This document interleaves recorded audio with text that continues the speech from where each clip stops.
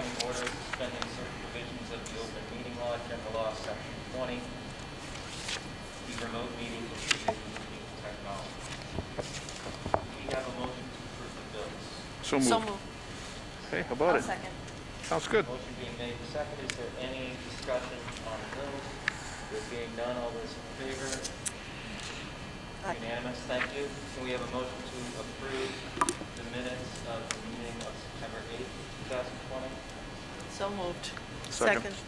Motion having been made and seconded. Any discussion? There being none, all those in favor? Aye. Also unanimous, thank you. Am I on? Yeah, here's Now I'm back. there you go. Okay. It's good to be back. All right. I will ask that we move our comments, questions, and requests after this next portion of our meeting, a celebration of some very important people, our retirees. And Dr. Meyer, I'll turn it over to you. Okay, thank you. So we've been trying to have our retiree celebration for a while now, and it's still a little unorthodox. We still can't serve our cake and stuff like we'd like to, but we do have some gifts, and we'd like to recognize our retirees. So at this time, I'd like to invite Chairman Bates and Vice Chairman Zapantis Chairwoman Zapantis to head down, and we will we'll recognize our retirees.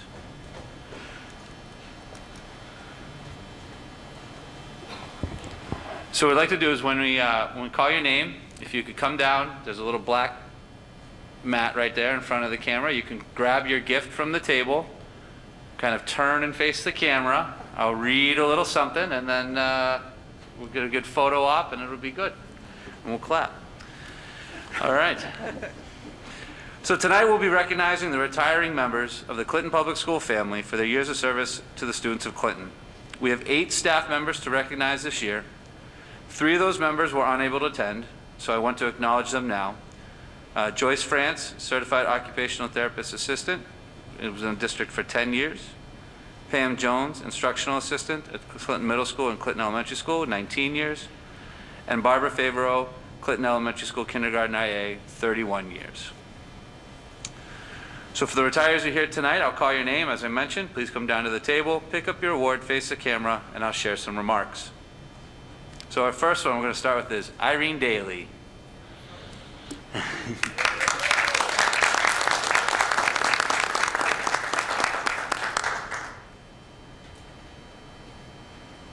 get the certificate and the award, or the...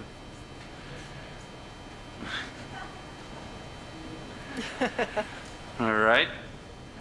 So stay there, Irene.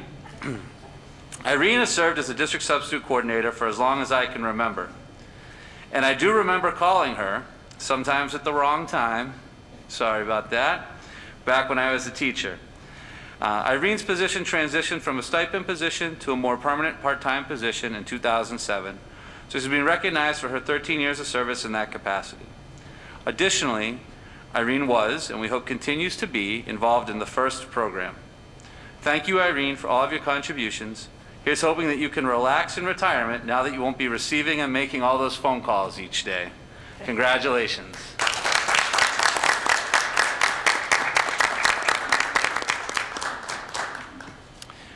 Our next retiree is Joanne Brodmerkel.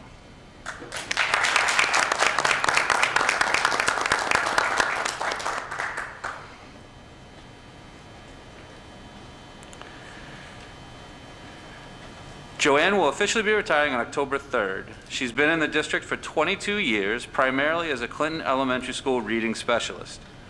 Joanne is passionate about reading. She puts her heart and soul in sharing her love of literacy to her students. We are excited for Joanne as she enters this next chapter, awaiting the birth of her first grandchild. We're wishing her long days at the lake and lots of golf and skiing in her future. Congratulations, Joanne.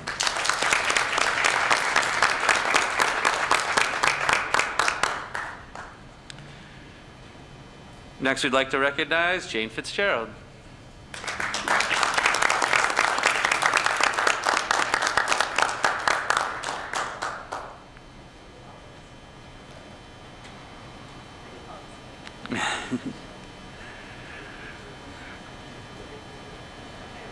All right, Jane has been a teacher at Clinton Middle School for 23 years. She's primarily been a grade 6 ELA teacher. Teaching was actually Jane's second career. She came to CMS after working at Digital. Jane was a Nature's Classroom advisor, and she enjoyed organizing and attending that trip with the students. Now that she's retired, we expect Jane will have more time to spend up in Maine, where she likes to travel. Congratulations, Jane.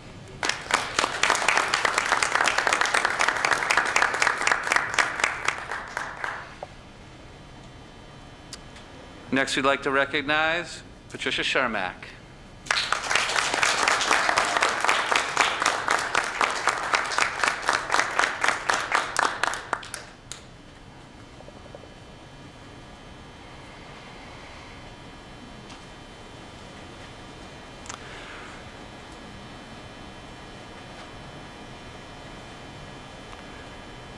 Tricia has been in the district for 39 years. Throughout that time, she's been a dedicated kindergarten teacher. She loves her students and her school community. Tricia has a talent like no other when it comes to decorating. She always volunteered to decorate for any event, and it looked like it could be right out of a magazine every single time. We are thankful to Tricia and for her years of service and wish her well in the future. Congratulations, Tricia.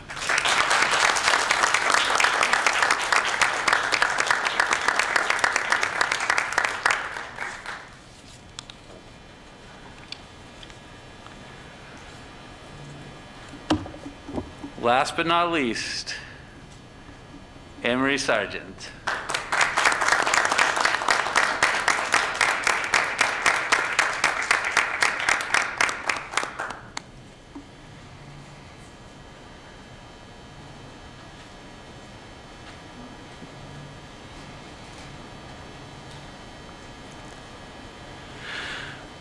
Anne-Marie has served Clinton Public Schools in a variety of roles for the last 36 years.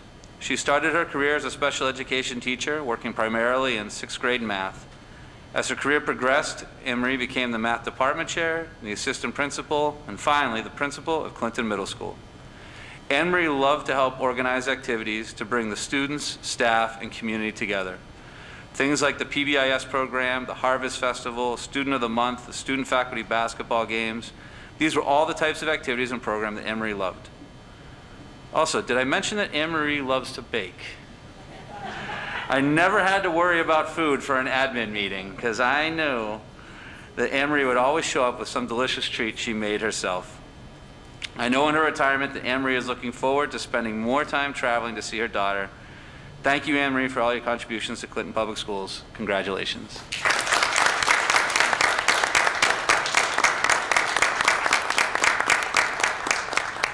Why don't we do, we want to do one final recognition for all of our retirees?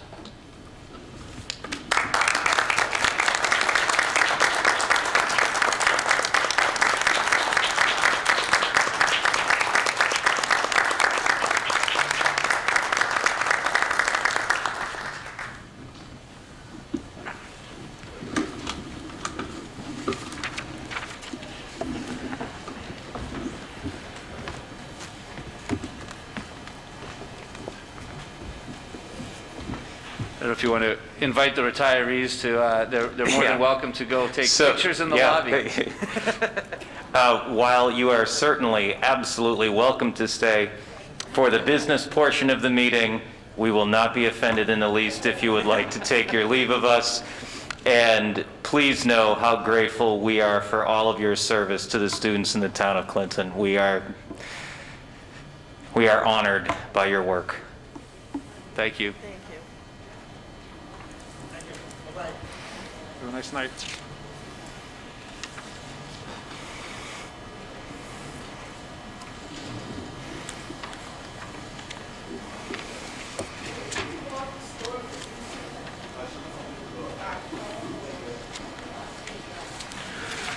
All right.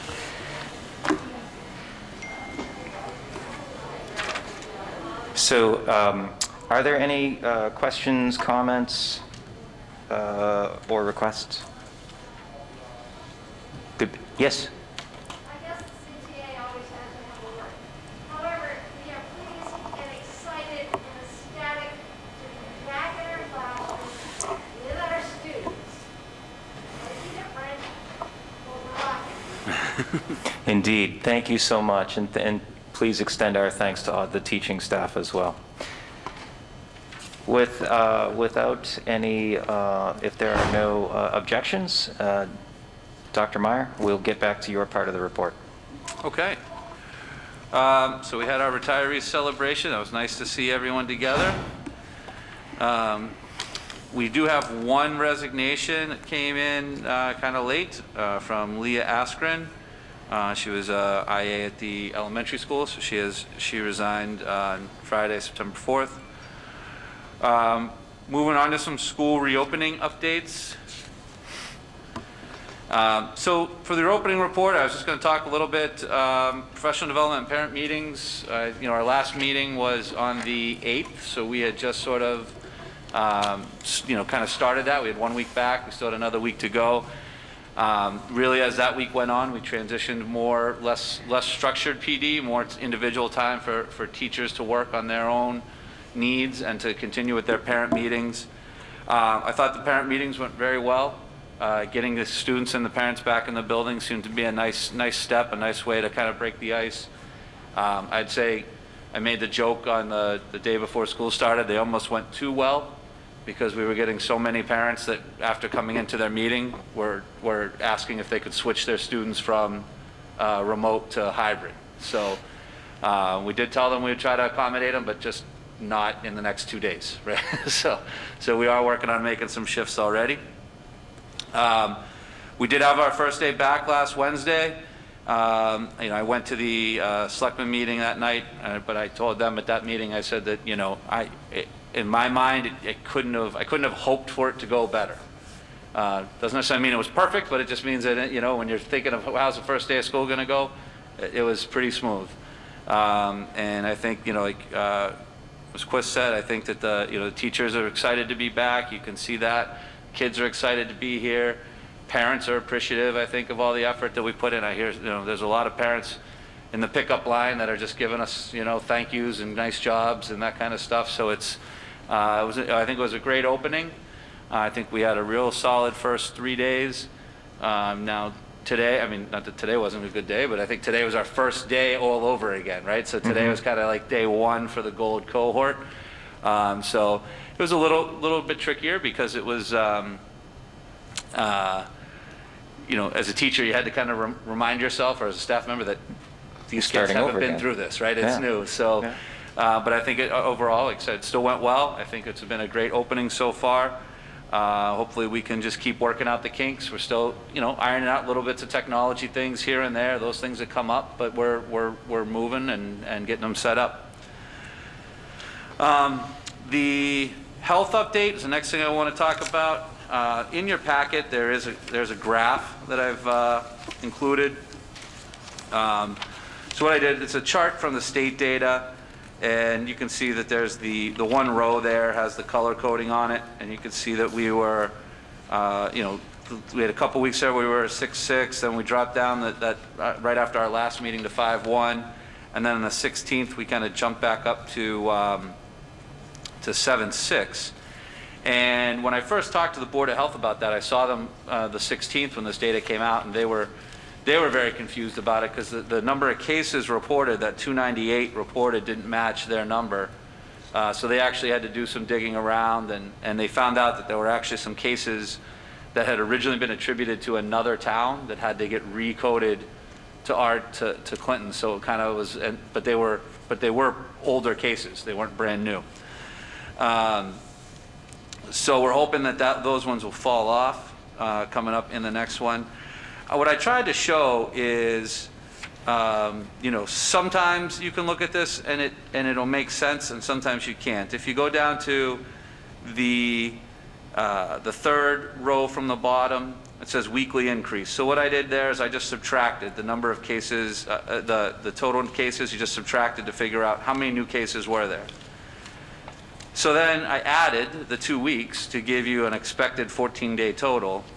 And then you can compare that. The bottom one shows the actual minus expected. It shows the difference between what they're saying our cases the last 14 days are and what it kind of looks like. So you can see there's some discrepancies there, right? Sometimes it's off by 1 or 2. So it's just kind of showing that I know there's a little bit of fluctuation in that data. So you need to be careful. And when sometimes we're talking about the fact that 1 or 2 cases could make the difference of whether you're red or yellow, and realize that, you know, some of this data fluctuates a little bit. And then I just kind of tried to graph that so we could start trying to look at it more as a trend on the bottom with those line graph, and we can continue to look at that. But the next thing, so after that summary chart, I included some of the actual snapshots, the snapshots from the week of September 16th and from September 9th. What's interesting that you can see, which we were trying to figure out at one point too, when you look at these daily cases, is that even though the data is published on the Wednesday, if you actually look at the color-coded map, the dates that they identify it are it's Sunday to Saturday. So they're kind of, you know, by the time you get the report on Wednesday, the data, at least according to the dates on the map, is already kind of 3 or 4 days old, which I'm sure part of that is I'm trying to make sure they have accurate data when they publish it.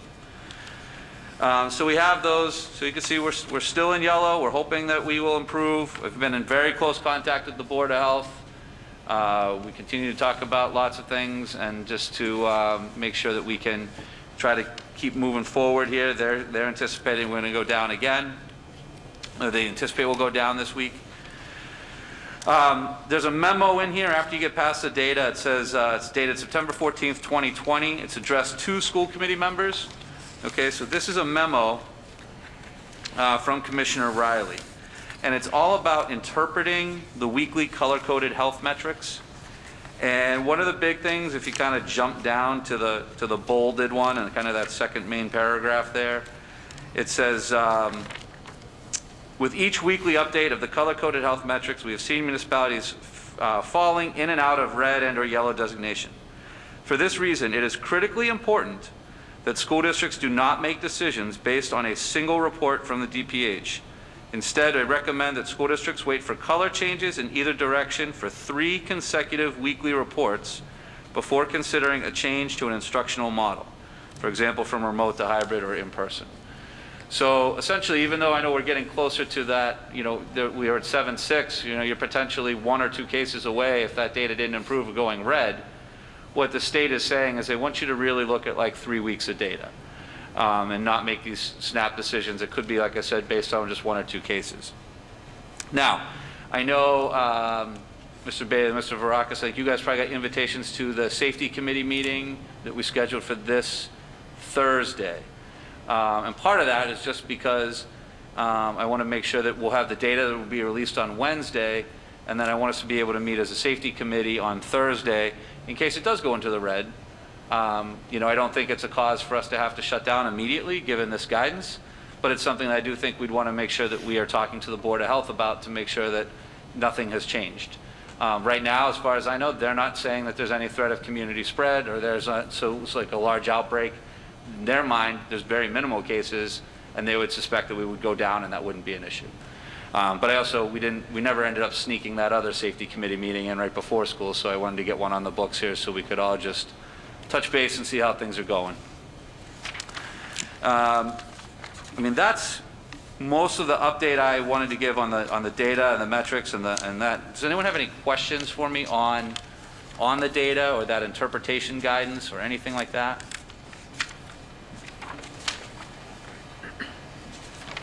Okay.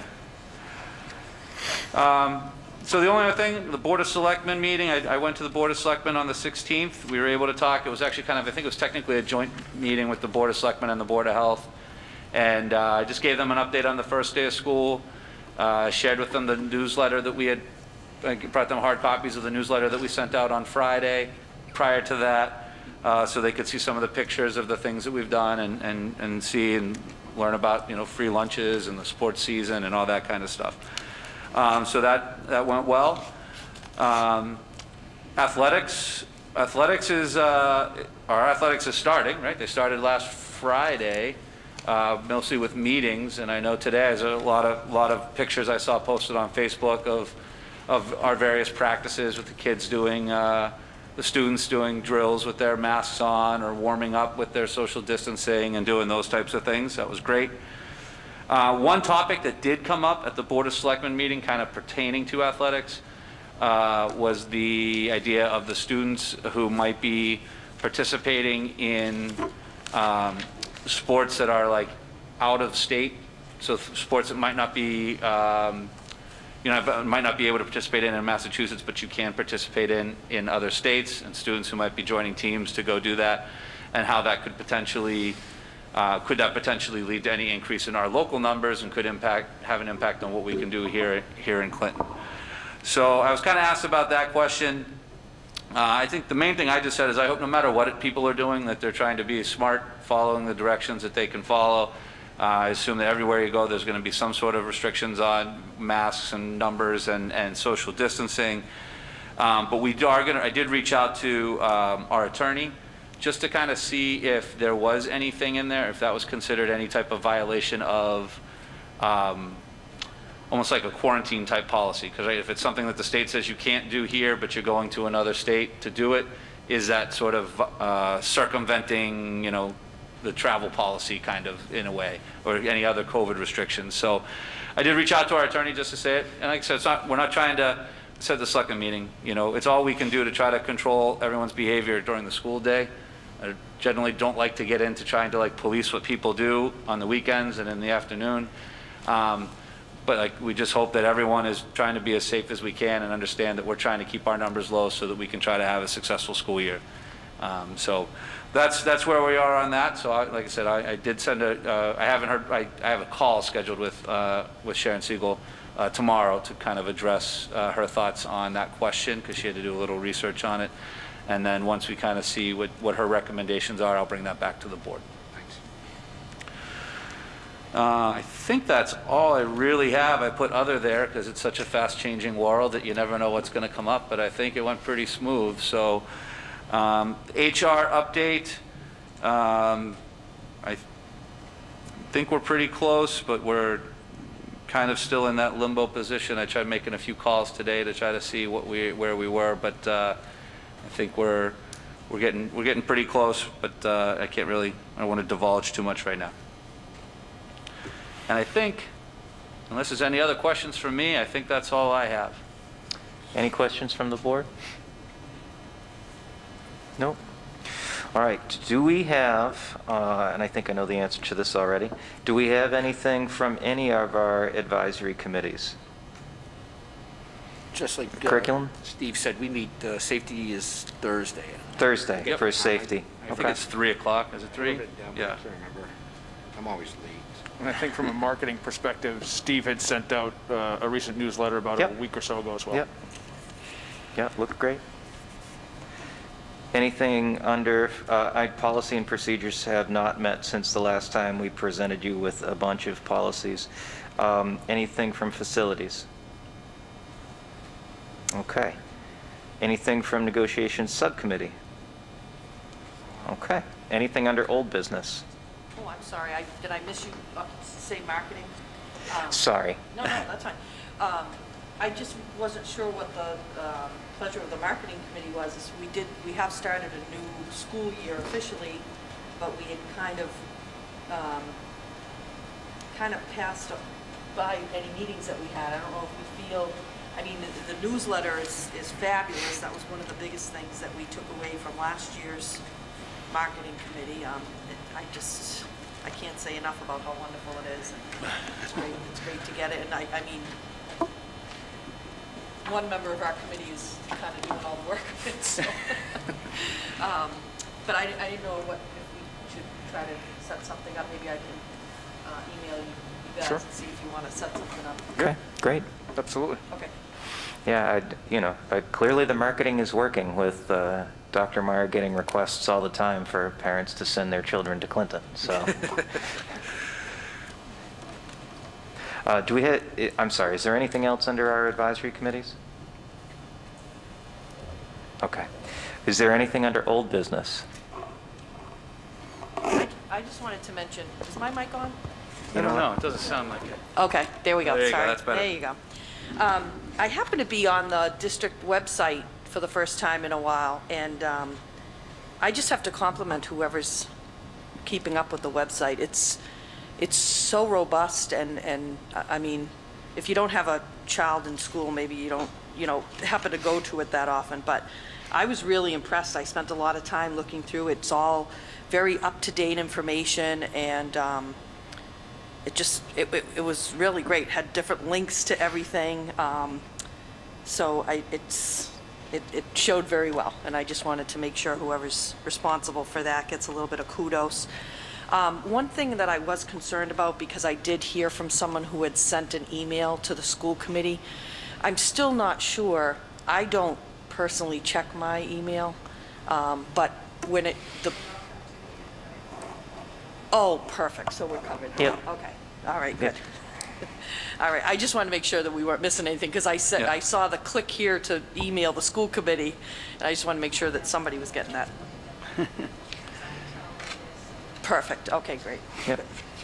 Thank you. And I would just add that the person primarily responsible for maintaining the website is Christy LaPearl. She does an excellent job, and through this whole, ever since COVID and the shutdown and stuff, I mean, she's been great at, if I'm sending out a communication on Sunday at 3 o'clock, she gets on the website at 3:05. Wow, yeah, So she does a nice job. Yeah, it was great to see. Anything else under old business? I guess it qualifies under old business. I just wanted to, again, say thank you, to your team, to the faculty, just the synergy that is clearly evident in our children being able to come back to school when a lot of school districts aren't able to do this. And I think it speaks to both the leadership and the partnership in the common purpose of trying to do things well and with purpose, and with a clearly very detailed plan that in many cases exceed the guidelines. And so I just wanted to say again, thank you to everyone involved in the reopening plan. Anything under new business?